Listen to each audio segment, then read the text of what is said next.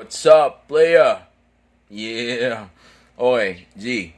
Kung ang gusto mo ay maging successful ka sa pangingilala o pakikipagkilala mo ng mga babae, then make sure na yung lugar na pupuntahan mo ay yung mga lugar kung saan yung mga babae ay hindi handa sa bagay na ito. Kumbaga, yung hindi sila aware na may kikilala sa kanila sa ganitong klaseng lugar. Okay, katulad na lang ng club o katulad ng bar, dyan sa mga lugar na yan, ready sila dyan. Alam nila, nakikilalanin sila ng mga kalalakihan dyan.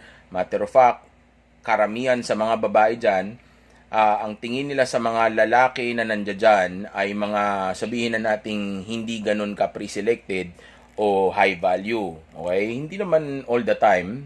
Okay? Pero most of the time, ganyan ang iniisip nila. Okay? Lalo na kung hindi ka ganun kagwapuhan o hindi ka ganun ka-attractive. Okay? Then pwede niyang isipin na, ay kaya ito nandirito, para mangilala lang ng babae. So kung ganun ang pagtingin niya sa iyo o ganun ang iniisip niya sa iyo, then pwede niyang isipin na hayok to sa babae o wala tong other option o hindi siya pre-selected kasi para pumunta ka pa ng club o pumunta ka pa ng bar para lang mangilala ng babae, then ibig sabihin hindi ka napapalibutan ng mga babaeng magaganda o wala kang other option o baka hindi ka pa nakakatikim ng babae, walang ibang nagkakagusto sa iyo kasi nga para pumunta ka pa dito, para gumastos ka pa, para makipagkilala lang sa babae. Okay, maliban na lang kung ang makikita niya ay habang nasa loob ka ng club o ng bar, ay nag-i-enjoy ka lang with your friends tapos hindi ka nangingilala palagi. Okay, yung tipong siya yung nag-throw ng choosing signals o motibo sa iyo bago mo siya kinilala. Okay, then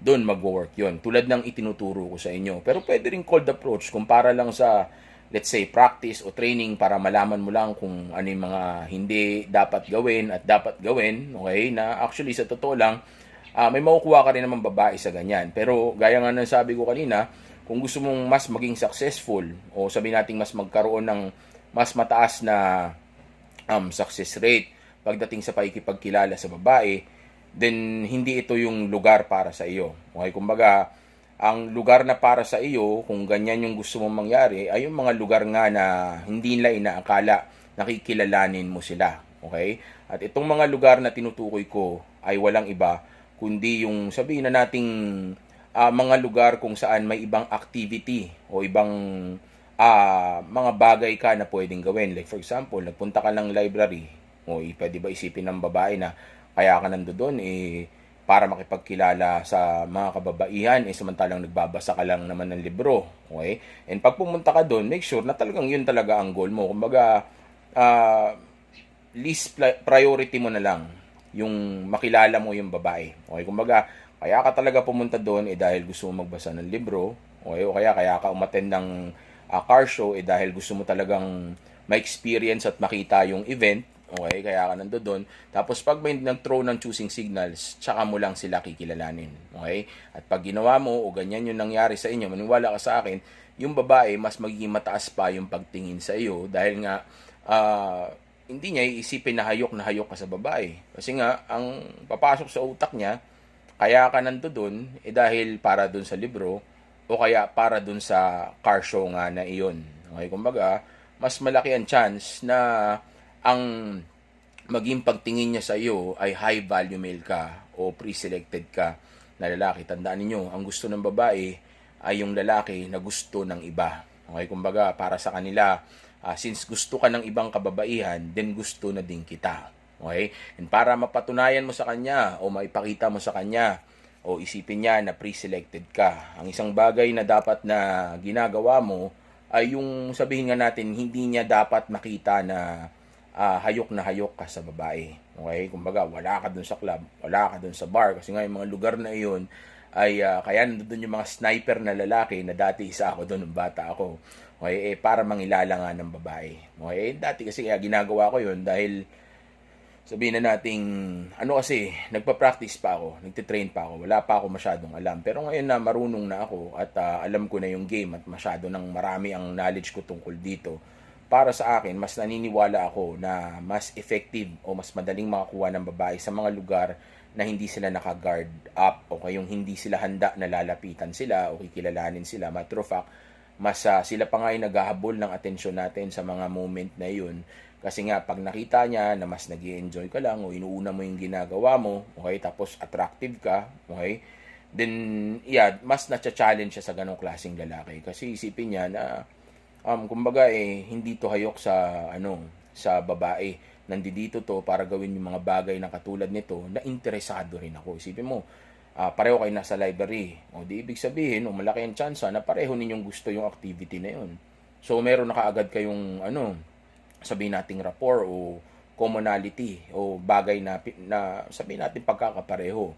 So doon pa lang may points na kaagad, di ba? Tapos makita niya pa na o nakikita niya pa na hindi ka interesado sa kanya kasi ang tutok mo is yung libro. Okay? Pero sa oras na mag-throw siya ng choosing signals, kailangan kilalanin mo na siya. Ngayon ang tanong, ano yung mga choosing signals na ito? Well, actually, napakarami ko nang na-mention ng choosing signals, okay? Pero bigyan ko kayo ng ilang ma-example katulad ng tinitingnan ka ng eye to eye or ngiti ng ngiti sa'yo o kaya lapit ng lapit sa'yo tapos parang nagpapapansin, okay? O kaya sabihin nating ang ginagawa kinakausap ka tapos wala namang kwenta yung sinasabi niya sa iyo, okay? O kaya tanong ng kung ano-ano sa iyo, o kaya mga motibo yan, mga choosing signals yan na pwede mo na siyang kausapin o kilalanin dahil ang ipinaparating niya sa iyo sa mga moment na iyon ay kunin mo na yung mo, 'di ba? Para sa iyo itong tahong na ito. Kakausapin mo lang ako. Okay? Kasi nga ang babae, sila ay mababa ang self-esteem at sabihin na nating hindi nila kayang tumanggap ng rejection and also at the same time nakaprogram yan na talagang sila dapat ang kinikilala. So ikaw talaga ang gagawa nun. Tanging magagawa lang nila para maipaalam nila sa iyo na gusto ka nila ay yung choosing signals nga. Tandaan nyo, mas powerful ang choosing signals kumpara sa approach game. O yung sabi nating, not approach game, the cold approach. Okay, yung cold approach game. Okay, mas powerful at mas effective yan. Okay, yung game na yan o yung bagay na yan. Pero mag-work din naman yung cold approach, lalo na kung nagtitrain ka pa lang. Okay, gagana at gagana pa rin yan. Yun nga lang, ang hindi ko lang gusto sa cold approach, karamihan kasi dyan tapon oras kasi yung iba naman dyan hindi ganun ka-interesado o sabihin na nating hindi ikaw ang preferred nila o hindi tama yung timing, okay? O kaya yun nga, pwedeng isipin niya na hindi ka nga pre-selected kasi para gawin mo yung bagay na yun. Okay? Kaya nga, lagi kong sinasabi sa inyo, kung magko-cold approach kayo, make sure na itong cold approach na ito na gagawin ninyo para lamang sa sa training o practice para lang matuto kayo. Okay? Pero pag marunong na kayo at alam nyo na yung mga sabihin at kung ano yung hindi dapat sabihin, ano yung tama at kung ano yung mali, paano magsalita ang babae, paano dapat ang tamang body language. Okay? Kumbaga, kung aware na kayo sa mga pwedeng mangyari dahil dati na kayo nagko-cold approach o meron na kayong karanasan sa babae, okay? Then best pa rin is yung choosing signals kasi ikaw ang pinili niya doon. Mas malaki ang chance na gusto ka ng babae na iyon. Okay? Pero may mga babae rin na syempre, yung type natin na sayang naman, 'di ba? Trip natin tapos nito-throw ng choosing signals. May mga ganun na makukuha pa rin naman natin. Ako magaling ako sa ganyan. Tinuro ko na sa inyo yan, paano gawin yan. Okay? Pwede pa rin naman yan. Yun nga lang, kung mas gusto ninyo ng mas mataas na success rate, okay, tandaan nyo, ito yung pinupunto natin dito. Kumbaga, yung mas sigurado, okay, then doon tayo sa choosing signals, okay. Tapos, pumunta ka doon sa mga lugar kung saan, kaya ka nandoon para mag-enjoy, hindi para mangilala ng babae. Dapat ganun talaga yung mindset mo. Pumunta ka talaga doon para enjoy mo yung oras mo. Okay, kaya ako nagpunta ng, sabihin nating car show, para tingnan talaga yung event kung maganda ba talaga, experience yung event, 'di ba? Hindi naman para mangilala ng babae.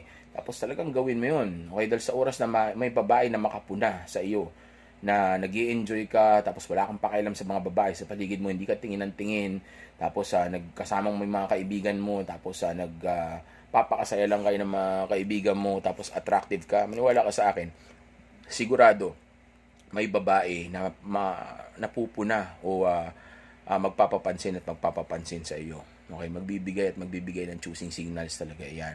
Okay? Then gaya ng sabi ko sa inyo, hindi iisipin ng babae na kaya ka nandoon sa lugar na iyon para manghunt ng babae. Kundi, ang iisipin niya ay kaya ka nandoon ay para mag-enjoy kasama yung mga kaibigan mo. Okay? At sa oras na kilalanin mo yung babae, of course, gaya ng sabi ko kanina, yun nga, mas mataas yung magiging tingin niya. Di ba? Kasi hindi naman niya iniisip na na kaya ka nandoon sa, sa event na yun, dahil hayok na hayok ka sa babae, pwede pa nga niya isipin na siguro kaya isnabero to o kaya hindi to tingin ng tingin sa ibang babae kasi napapaligiran siya ng mga gandang babae sa buhay niya. Baka marami tong dinidate.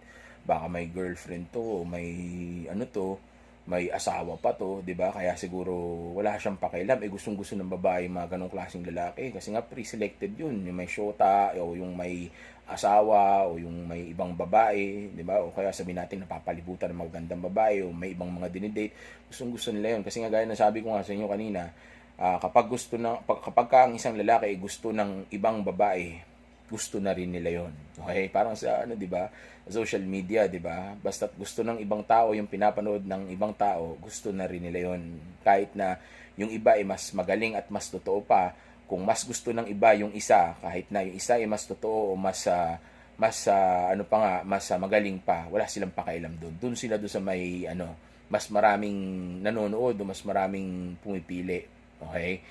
And yeah, nangyari yan kahit saan. Okay? And lalong-lalo na nga dun sa sa pakikipagkilala sa babae. So ilagay mo yung sarili mo sa mga ganong klaseng lugar. Gaya na sinasabi ko sa inyo palagi, dapat may hobby kayo, active ang lifestyle ninyo, may social life kayo. Okay? Dahil kung hindi active ang life ninyo o hindi okay ang lifestyle ninyo, let's say hindi siya aktibo, then saan ka pupuntang lugar? Then wala kang makikilalang babae, ano yun, magkukulong ka lang sa bahay. Hindi naman pwedeng ganun. Wala namang babaeng pupunta sa labas ng bahay ninyo para haranahin ka at kilalanin ka. Walang ganun. Baga, kailangan mo talaga ilagay ang sarili mo sa posisyon kung saan makakilala ka ng mga bagong tao sa buhay mo o babae. Okay? Hindi po pwedeng maghihintay ka lang. Si Juan tamad lang yung ganun. Okay? And gaya nga na sinasabi ko sa inyo palagi, babae ang pumipili ng lalaki, hindi naman ikaw. So hindi naman pwede na pag lumabas ka basta nagustuhan mo isang babae na maganda makukuha mo na kaagad yun. Hindi ganun yun. Kailangan piliin ka muna niya.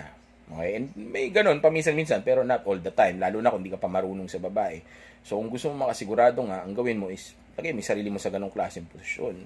Like for example nga, yung pumunta ka ng let's say skating rink kasi nag-skate ka, 'di ba? Nag-skate ka doon. Tapos may babae doon na nanonood ng skating o kaya nag-skate din, 'di ba?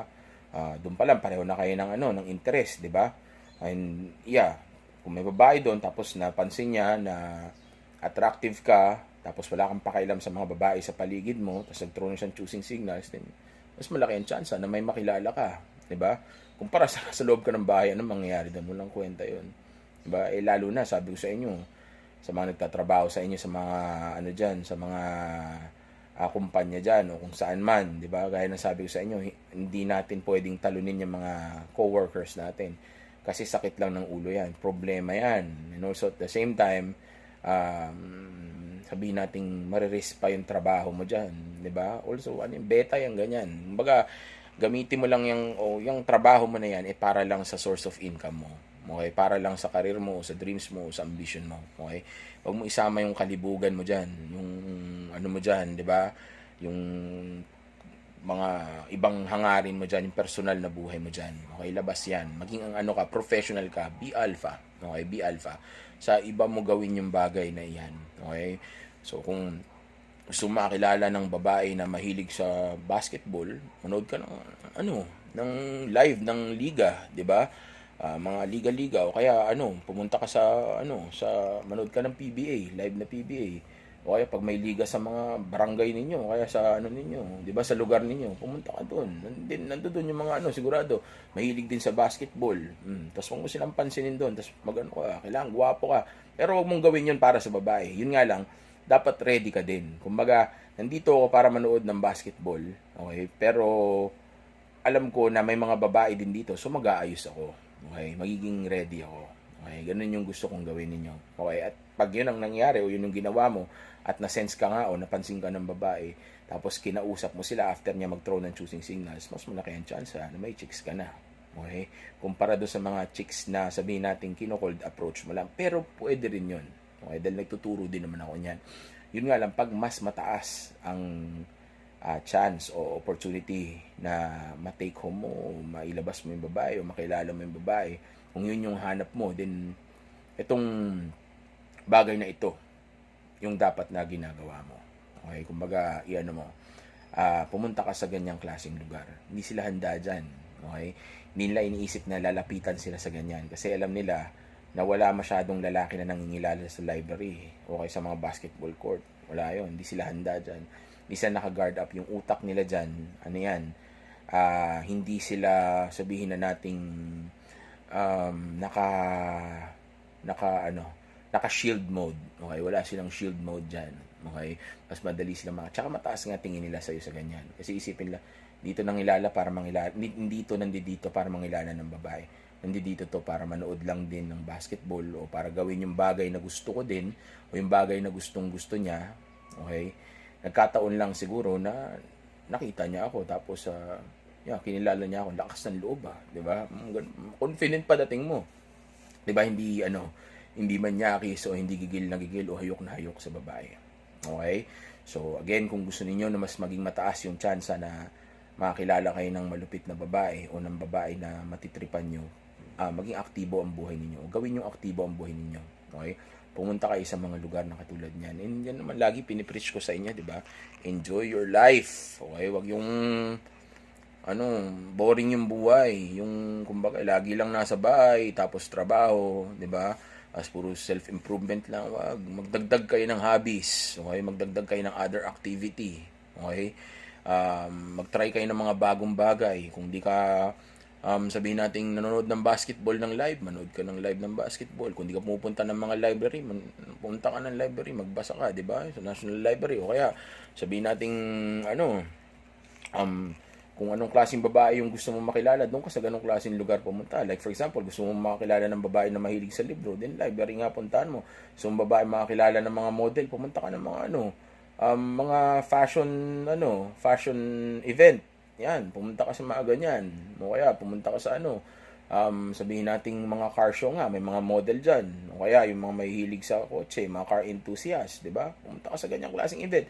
O gusto mong makakilala ng mga babae na mahilig sa cosplay, then, kung ganun din yung mga trip mo, pumunta ka, umattend ka ng ganong klaseng event. No? Yung gusto mong makakilala ng vlogger, then, pumunta ka sa mga mga fair, na may mga vlogger, 'di ba? Nandoon sila. Sa ganung klase ka lugar pumunta, pero wag kang pumunta doon para sa babae. Pumunta ka doon kasi gusto mo enjoy yung buhay mo o yung oras mo. Kasi sayang, 'di ba? Minsan lang tayo mabubuhay sa mundo. Hindi mo pa ba i-enjoy 'yan? 'Di ba? Minsan tayo dito. So, i-maximize mo.